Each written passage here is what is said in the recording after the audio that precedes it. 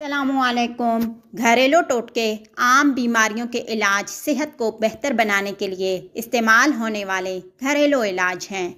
ये इलाज आम तौर पर कुदरती और आसानी से घर पर दस्तयाब होते हैं और नस्ल दर नस्ल मुंतकिल होते रहते हैं। कुछ आम घरेलू टोटके। नंबर 1, सुबह के वक्त लीमू और शहद के साथ गर्म पानी पीना हाजमे में मदद करता है और मेटाबॉलिज्म को बढ़ाता है। नंबर 2, हल्दी का पेस्ट चेहरे को नर्म, मुलायम और चमकदार बनाता है। कुदरती ब्लीच भी है। नंबर 3, लीमू और शहद के साथ गर्म पानी पीने से जिस्म के जहर आलूद मवाद निकालने और हाजमे में मदद मिलती है। नंबर 4, हल्दी और दही के आमेज़े को चेहरे पर लगाने से मुहासों और जिल्द के दागों को कम करने में मदद मिलती है।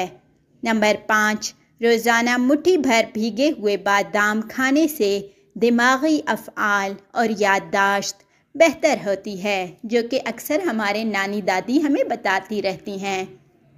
नंबर 6, गरम नारियल के तेल से खोपड़ी की मालिश करने से खुश्की को कम करने और बालों की नशोनुमा को फ़रोग़ देने में मदद मिलती है। नंबर 7, सोने से पहले 1 गिलास गर्म दूध में चुटकी भर हल्दी और दारचीनी मिलाकर पीना नींद को दिलाने में मदद करता है। मतलब कि चुटकी हल्दी पिसी हुई और इसी तरह दारचीनी भी पिसी हुई, साबित दारचीनी मिलाकर ना पिएं। नंबर 8, नीम के पत्तों, हल्दी और जैतून के तेल का पेस्ट जिल्द पर लगाने से जिल्द के इन्फेक्शन और एलर्जी को कम करने में मदद मिलती है। जिन लोगों को ख़ारिश का मसला है वो ये टोटका लाजमी अप्लाई करें। नंबर 9, शैम्पू से कपड़े धोएं और सबको हैरान करें। इसके लिए आप अपने वॉशिंग मशीन में 2 ड्रॉप शैम्पू डालें। कपड़ों की चमक बरकरार रहती है और कपड़ों से मशहूर कुन खुशबू आएगी। अभी कुछ लोग कहेंगे कि ये तो बालों के धोने के लिए, तो ज़ाहिरी बात है बाल इतने नाजुक हैं, जब उनको धोने के लिए शैम्पू कारगर है तो कपड़े धोने के लिए कितनी कारगर होगी। नंबर 10, यूकलिप्टस के तेल के चंद कतरों के साथ भाप लेने से नाक की बंदिश और खांसी को कम करने में मदद मिलती है, जो कि आपको मेडिकल स्टोर से आसानी से मिल जाएगी। नंबर 11, बालों को धोने से पहले बालों में नारियल का तेल लगाएं। इससे बालों की हालत बेहतर होगी और खुश्की भी ख़त्म होगी। वैसे भी नारियल का तेल गर्मियों में बहुत ही ज़बरदस्त ऑयल है। नंबर 12, अपने बालों को धोने के बाद धोने के लिए लीमू का रस और पानी का मुरक्कब इस्तेमाल करें। मतलब कि लीमू के रस को पानी में डालकर उस पानी से अपने बालों को धोएं। इससे आपके बालों को चमकदार रहने में मदद मिलेगी। नंबर 13, ऑयली जिल्द के लिए लीमू का रस और शहद मिलाकर अपने चेहरे पर लगाएं, काफ़ी फ़ायदेमंद है।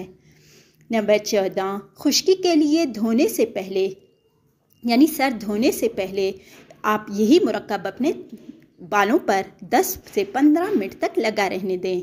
इसे धोने से चंद मिनट पहले खोपड़ी पर लगाएं, मतलब कि अपने सर पर लगाएं। नंबर 15, कपड़ों से सख्त दाग दूर करने के लिए बेकिंग सोडा और सिरका का मिक्सचर बराह रास्त दाग पर लगाएं, दाग आसानी से छूट जाएंगे। नंबर 16, सांस की बदबू से निपटने के लिए खाने के बाद लौंग या सौंफ के बीज चबा लें। सौंफ वैसे भी हाजमे के लिए बेहतरीन चीज़ है। नंबर 17, ज़ख़म के पट्टों को दूर करने के लिए मुतासरा जगह पर गरम कंप्रेस लगाएं। नंबर 18, बावर्ची खाने से खाना पकाने की बदबू दूर करने के लिए दारचीनी की छड़ियों और लौंग के साथ एक बर्तन में पानी उबालें। मतलब कि ये चीज़ें पानी में डालकर उबालें। बावर्ची खाने में जो खाने वगैरह की बू रह जाती है वो ख़त्म होगी, पूरे घर में नहीं महकेगी। नंबर 19, आँखों के नीचे स्याह हलकों को कम करने के लिए खीरे के जूस और आलू के रस का मिक्सचर उस जगह पर लगाएं। आँखों के हलकों के लिए वैसे भी आलू बहुत ज़्यादा इस्तेमाल किया जाता है और खीरे जो इस तरह वो पार्लर में आप लोगों ने देखा होगा, खीरे इस तरह आँखों के ऊपर रख देते हैं, काफ़ी बेहतरीन चीज़ है। नंबर 20, दांतों को साफ और सफ़ेद करने के लिए बेकिंग सोडा और पानी को पेस्ट में मिक्स करें। इससे दांत ब्रश करें, दांत चमक उठेंगे। एक्ने की ज़ाहरी शक्ल को कम करने के लिए शहद और दारचीनी का मिक्सचर मुतासरा जगह पर लगाएं। के पास लोगों के होते हैं ना कि पिंपल के ख़त्म तो हो जाते हैं मगर उसका निशान बाकी रहता है, तो उसके निशान को आप इस तरह ख़त्म कर सकते हैं। कीड़ों के काटने से होने वाली ख़ारिश को दूर करने के लिए बेकिंग सोडा और पानी का मुरक्कब यानी मिक्सचर बराह रास्त काटने पर लगाएं, जहां यानी कीड़ों के काटने से जिधर ज़ख़म पड़ा है उस जगह पे लगाएं। नंबर 23, खाने के बाद सौंफ के बीज चबाने से हाजमा बेहतर होता है और उफारा भी कम होता है। वैसे भी सौंफ जो है ना बीनाई के लिए भी बहुत मशहूर है। लोग इसे अपनी बीनाई को तेज़ करने के लिए भी इस्तेमाल करते हैं। ये टोटके घरानों में नस्ल दर नस्ल अपने सेहत के फ़वाइद के लिए इस्तेमाल होते रहे हैं। आप भी फ़ायदा उठाएं।